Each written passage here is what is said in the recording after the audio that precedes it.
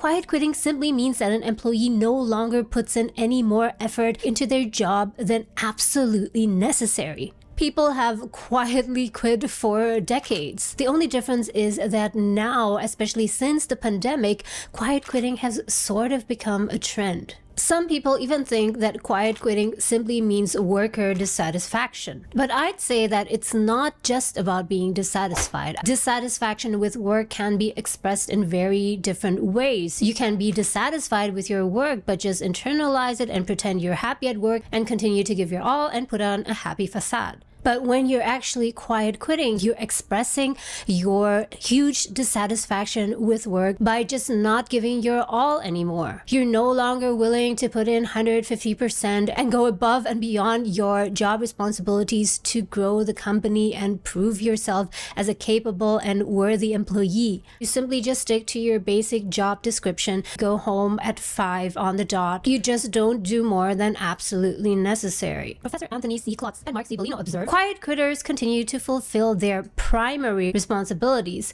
but they're less willing to engage in activities known as citizenship behaviors. No more staying late, showing up early, or attending non-mandatory meetings. It's very nice to see all of you. So you're not even pretending to care anymore to get promoted or to get noticed. And it reaches the point that even when your colleagues or your employer notice, you don't really care. And as you might guess, yes, as a result of quiet quitting, people actually get fired. Darren, you're fired.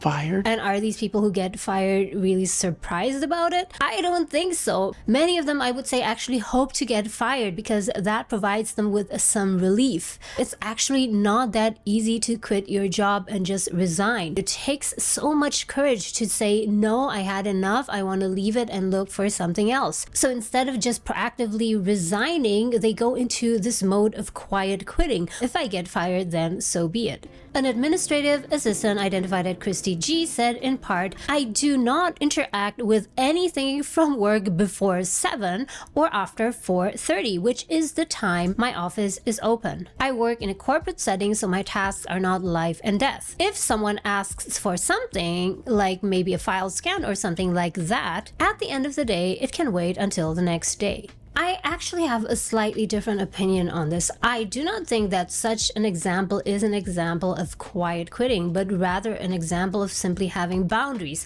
Having boundaries at work versus quiet quitting are two really different things. Having boundaries at work is simply the ability to say no to certain things that you think are not right. For example, you do not think that it is right that you are contacted to do some work at 8 p.m., for example, without additional compensation, but it does not necessarily mean that you do not care about your work. Whereas quiet quitting actually means that you do not care anymore, and you're actively withdrawing from your work and any kind of additional responsibilities that might be put upon you. Quiet quitting is not caring anymore and feeling apathy towards your work. According to Gallup, it's estimated that at least 50% of the US workforce can be classified as quiet quitters. Wow, that's a lot. And if this is true, then the number would be more than 80 million. And unfortunately, this is not a hooray for employees who are quietly quitting but still getting paid. It's actually a total waste of time.